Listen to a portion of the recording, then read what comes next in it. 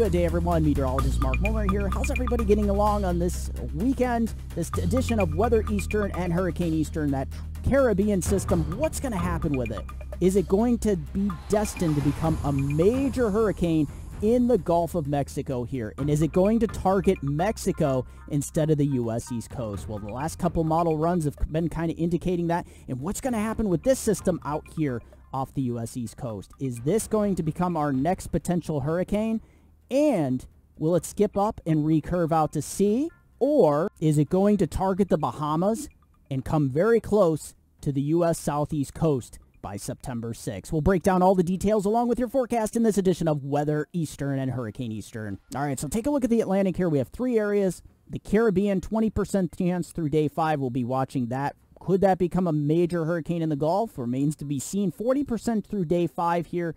Definitely want to keep an eye on this system. The Euro's doing something really interesting with that system, which I'll show you here in the next segment in just a couple minutes here. But take a look. Tropical development. Next tropical wave coming off the Cape Verde Islands. Definitely want to keep an eye on that. So let's continue here. We have that disturbance here in the Western Gulf. I don't think that's going to become anything tropical, but it will provide some tropical moisture for southeast Texas and Louisiana. So watch as we go throughout time here. This is Monday, August 29th. Our Caribbean system becoming a bit more organized here. You can see definitely looking more pronounced, more cyclonic motion. There's our next system out here in the main development region of the Atlantic. And look at the wave coming off the coast of Africa here. Definitely have something to watch here. And as we continue in time here, let's take a look as we go through the last week of August.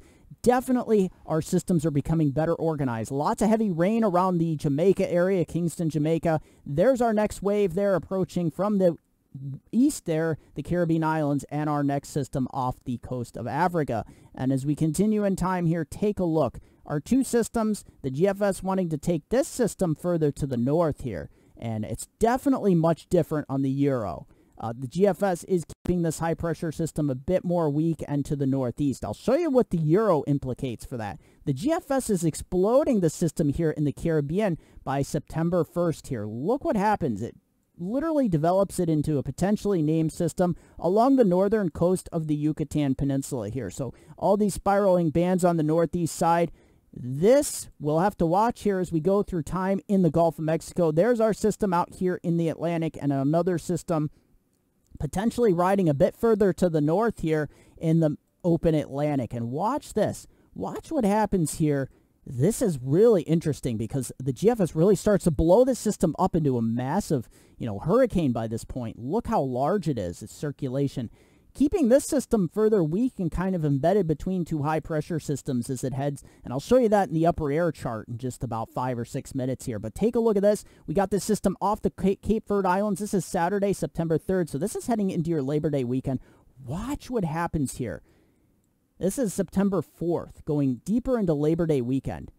Is the U.S. East Coast off the hook? Well, the last couple model runs here on the GFS have been promising. They have been, instead of taking it up towards the Gulf, towards Louisiana or Florida for that matter, or towards Texas, they've been taking this system further to the west as high pressure dominates and builds from the northeast, the Atlantic, into the northern Gulf. That would steer this system further west. And watch what happens. It literally takes it southwestward, strengthens it to a really major hurricane here. Look at this. If this holds true, then the U.S. Gulf Coast would be completely off the hook. You'd still have plenty of wave action. There's that system out here. I really want to show you what the Euro does with this system. I showed you briefly at the beginning of the segment, and there's the next system finding a weakness between two high-pressure systems. So watch this. This system across eastern Mexico heads inland, becomes a major rainmaker here according to the GFS. We'll have to see if that holds true. Mexico City, that could be detrimental to you. But look at this. There is the GFS system off the U.S. East Coast, kind of pinwheeling up along. Let's go in time here, and I'll show you what I mean. This is Wednesday, September 7th, Thursday, September 8th. Yeah, we could be looking at a hurricane off the U.S. East Coast. And how close it comes to the U.S. East Coast, I will show you the upper air pattern. We'll see if the GFS really does pick this up and move it out to sea, or what the Euro does with it. The Euro does something very curious here in this region of the Bahamas and Florida. All right, let's see what starts to happen here on the Euro. There's the Caribbean system. Here is the Atlantic system. Bit further to the south, here's another wave coming off the coast of Africa. Here, take a look at that tropical disturbance there on the western Gulf and off the southeast coast as well. Let's take a look as we go throughout time, Tuesday into Wednesday. You can see our Caribbean system a little bit more disorganized here on the Euro than it was on the GFS. Here's that system riding a bit further to the south on the Euro. So the Euro is a bit stronger on these high pressure systems. Look how it starts to really build the high here towards the Gulf of Mexico into the northern Caribbean islands. The Euro wants to tend to keep these systems pretty far to the south. Let's take a look here as we go throughout time, see if that trend continues. The Euro is kind of showing, a rough sketch here. This is September 1st, so there it is. We kind of have a meandering, what looks like an open wave on the Euro here. Not agreeing with, getting tremendous amounts of energy into that system. But look at this. This system's much further to the south. We'll have to watch the Caribbean islands here because the Euro might be onto something here. Take a look at this. As this high pressure starts to build, this is a big old dominant high here, and it's going to really play in to see what happens with these tropical systems. The GFS kind of keeps those highs a bit further weak and to the northeast, but still does build them across the northern Gulf. You see that the Euro does a curious thing here. It keeps this low much further to the south, so it's just literally north of Puerto Rico and Hispaniola by Saturday, September 3rd, start of Labor Day weekend. There's that next system, and we're just starting to line them up here on the Euro. And the Euro's kind of showing the Gulf of Mexico system being this massive low-pressure system that doesn't have any rhyme or reason to it, but it is showing up a little bit here on the Euro, not strengthening into this major monster hurricane like the GFS is showing. But look at this. This is why I wanted to really show you the Euro. Look what it's showing here. It's showing a hurricane bearing down on the Bahamas here on Labor Day weekend. And this system kind of riding a little bit higher, finding a weakness in this ridge of high pressure. But you can see high pressure really starting to build across the western Gulf. Whatever's left of this system here in the western Gulf, it starts to funnel tropical moisture up much sooner here into southeastern part of Texas. So that is a bit troubling here on the Euro. And as we head throughout time, let's see. The Euro really showing, and this is really interesting here, showing a bombing hurricane here off the Bahamas. And it's really starting to slow it down because look what's to the north here. High pressure starting to build, become stronger. And we have a lot of blocking going on. Here's the other high pressure system. So this system's going to head up right in between the two high pressure systems. Then you have this low pressure system kind of being shunted a little bit further to the west here and staying a little bit weaker. So as you can see, definitely looking at something interesting here. You can see on the Pacific side, whatever's left to the Gulf of Mexico side here, we could be looking at a tropical system forming off the western coast of Mexico as well. So that's our last frame here. The Euro's going to leave us with this.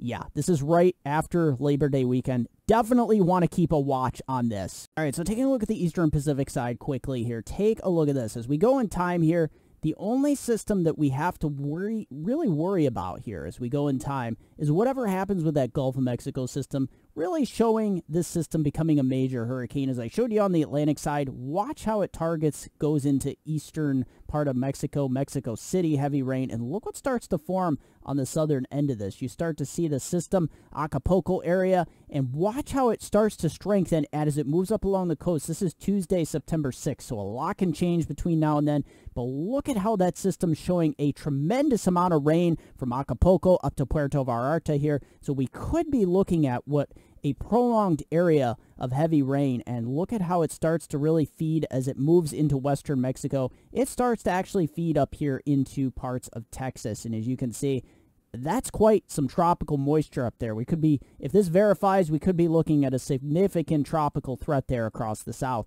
Now let's head out throughout the western Pacific here. There's just going to be a couple areas of concern. We have a couple invest systems out here, but watch as we head towards, this is later next week. We start to get some development here south of Japan. You can see it starts to develop into a tropical storm potentially and then a hurricane. You see, this is by Saturday, September 3rd here. This is Labor Day weekend, by the way.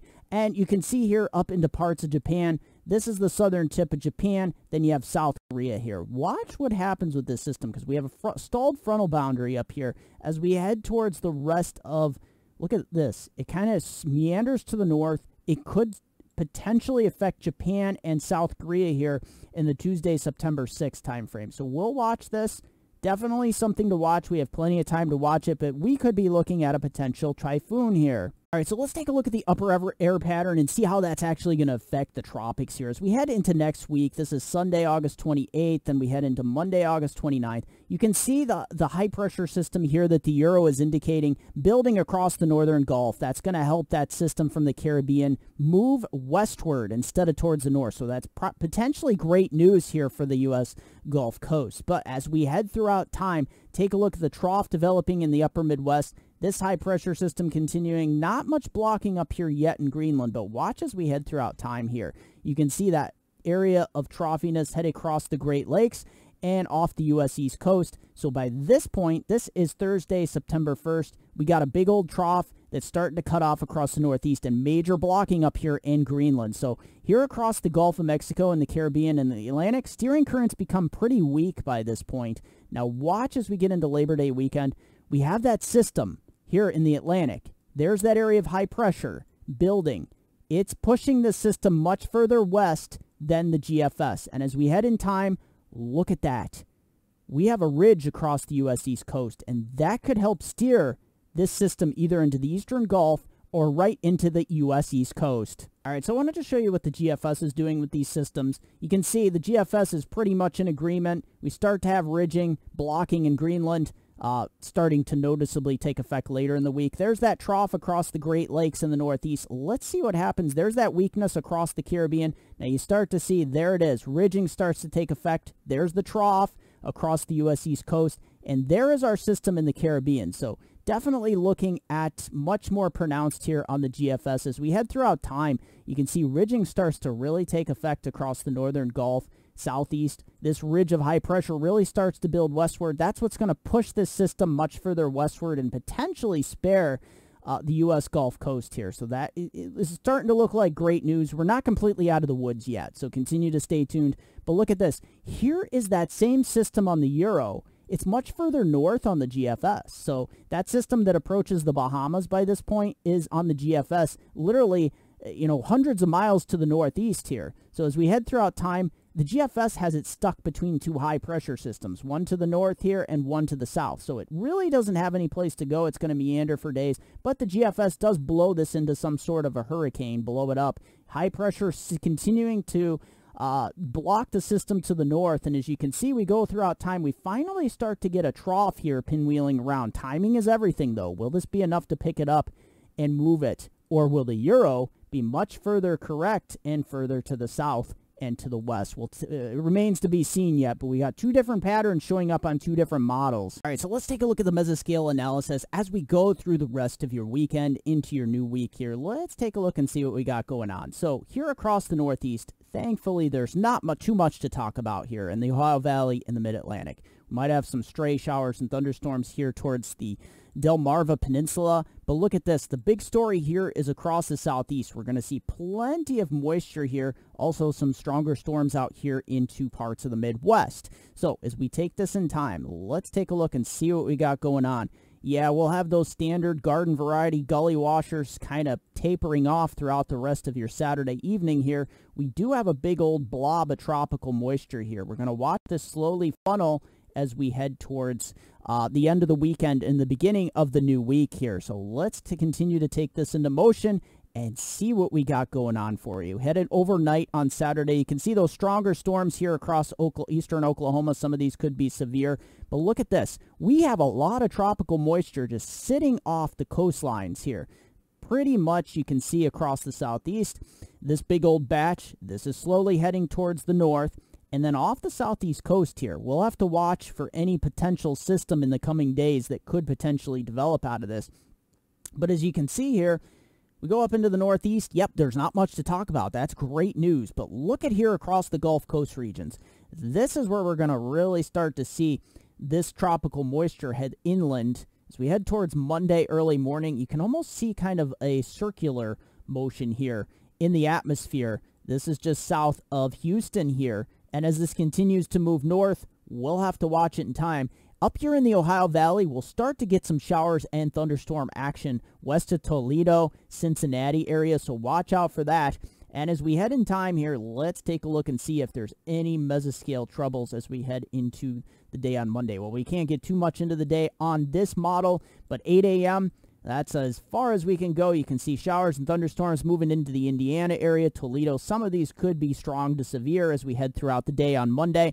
And look at this. We start to see what look like circular feeder bands here into Houston. It is going to be a downright rainy day. You can see some of these bands kind of lining up, and these will continue to pinwheel throughout the day. All right, so picking up with the NAM 3 kilometer here, 8 a.m. Monday morning. There you have it, pretty much in agreement with the HRRR. We got this big old slug of moisture across southeast Texas. And here in the northeast, we're not looking too bad here. Now, look at this. We continue with showers and thunderstorms here in Missouri and along parts of the southeast coast, parts of Florida. We're going to continue to watch as the moisture streams continue to increase here across parts of the southeast. From Houston up to Beaumont, Port Arthur here, we're going to see continued showers and thunderstorms here across Florida. You're no stranger to this, but things are really going to start to get heavy throughout the day on Monday down here with all this tropical moisture. And we will have to watch out for shower and thunderstorm activity into parts of Ohio here. Take a look at this. As you can see, stronger storms pushing through the Columbus area. This is around 5 p.m., just in time for your afternoon, evening rush. Cincinnati, some of these could be severe, so we'll watch for that. And as we continue in time here, let's take a look through the rest of the model loop. Take a look at that. So yeah, tropical moisture continuing to funnel into East Texas, parts of Florida, and some of these stronger storms might be knocking on your door as we head throughout the night. This is 8 p.m., so watch out from Pittsburgh up to Buffalo. This line will be heading towards you. All right, so taking a look at the high-resolution Euro here, at least through the latter part of the weekend, you can see most of the precipitation here is across the Gulf Coast and Florida and here into the Midwest, where we could see 1 to 2 inches in these areas. Most of the rest of the country dry. Look at that, bone dry here in most of the Northeast. We may have some stray showers at times, but, you know, at this point, we're not looking at anything rather interesting here. And as we go here regionally into the southeast part of the United States, this is where the lion's share of the rainfall is going to be. As we go in time, you can see through Tuesday here, you can see across part of Florida here, especially central Florida. That's where we're going to get in the 2-inch amounts. And take a look as we go into the rest of the south central part of the United States. As we take a look here, watch this. We're going to see tropical moisture come up on Monday and Tuesday into parts of southeast Texas. So in response to all these tropical waves, you can see 2 to 2.5 inches here from Houston on down south to Galveston. And here across the northeast, take a look at this. We'll take it through Monday into Tuesday here. This is where most of the precipitation will be falling. You can see here across much of western New York, Pennsylvania, into eastern Ohio. That next system moving through, we could see anywhere from 3/4 to 1 inch of rain and the heaviest rainfall totals. Not too much here heading back east towards New England. All right, and taking a look at Jim from the Groton, Connecticut area. Take a look at the thunderstorms here off in the distance this past Tuesday. Look at this. You can see some of these thunderstorm complexes way off in the distance. Beautiful sky views as well. Take a look at that. So nice captures there. And as we head into throughout the week here, and Jim sending in a beautiful sunset here from Groton, Connecticut as well. Take a look at that. Just looking beautiful out there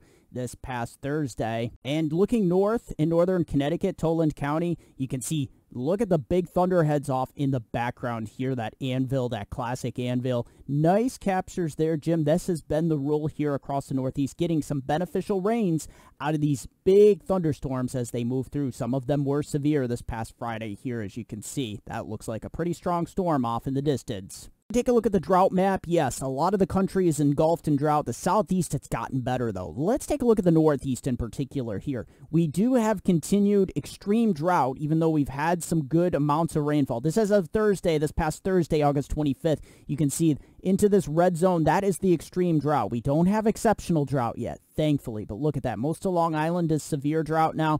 You're pretty much here into parts of upstate New York, Binghamton area on westward. You're into the dryness to low moderate drought here. And look at this. It's gotten a little better here into northern New England as well. But you can actually see we're expanding the severe drought towards the Hudson Valley, parts of central New Jersey. But look at this. Parts of the Catskills have gotten some beneficial rains. So here we go across the Northeast. Look at this. This is your Sunday. So yeah, we'll see those cooler temperatures in the upper 70s, right around 80 in the Catskills, Poconos, and into northern New England as well. But look at this. Anywhere southwest of this line, the heat and humidity is going to be starting to build. Some areas will approach 90 degrees. Look at that, 88 in Elmira, 90 in Harrisburg. So as we head for your Monday, this is where things really start to heat up across the Northeast. You can see pretty much south of this line, there's plenty of 90s. 91 there in Boston. You're holding in the upper 80s near New York City, but look at this. Interior sections well into the 90s. We get into your, look at this, Tuesday here. Where the heat is on here, even up towards Concord, 93, 90 in New York City, 88 in Binghamton, 91 in Wilkes-Barre, Scranton. But look at this behind here, behind the front, dipping down into the 70s. Take a look at that. That's going to be a reinforcing shot of cooler air. We're dropping west of this line into the 70s. Take a look at that. Still into the 90s here across the big cities of the Northeast for your Wednesday, but that will be pushing towards the coast. We drop you down into the mid to upper 80s here, and look at this inland. We could be seeing highs only in the low 70s, 70 in Erie, Pennsylvania, 72 in Cleveland. So a nice reinforcing shot of cooler air here, and heat and humidity will be on the decrease as we continue into your Friday. Extended outlook for my hometown viewers, Binghamton to Scranton's upper Susquehanna River Valley. Take a look at this Sunday through Thursday here. Sunny most days. We will be returning the heat here into the lower 90s Sunday, Monday, and Tuesday. We get that cold front dropping down from the north and west. We'll get some showers and thunderstorms. Some of these could be strong with small hail and gusty winds, so watch out for that, particularly after 2 p.m. Into Wednesday, we start to lower the humidity into Thursday. Look at that, double sevens and beautiful sleeping weather down to 52. As always, I want to thank you for joining me for this edition of Weather Eastern. There's links in the description down below for all the good stuff. I am working on my winter weather 2022-2023 outlook. Get my Facebook page at Medium Loft. That's my main page. Also, Weather Northeastern. Also, Twitter at Weather Eastern. As always, smash the like button, question or comment down below. Thanks for joining me.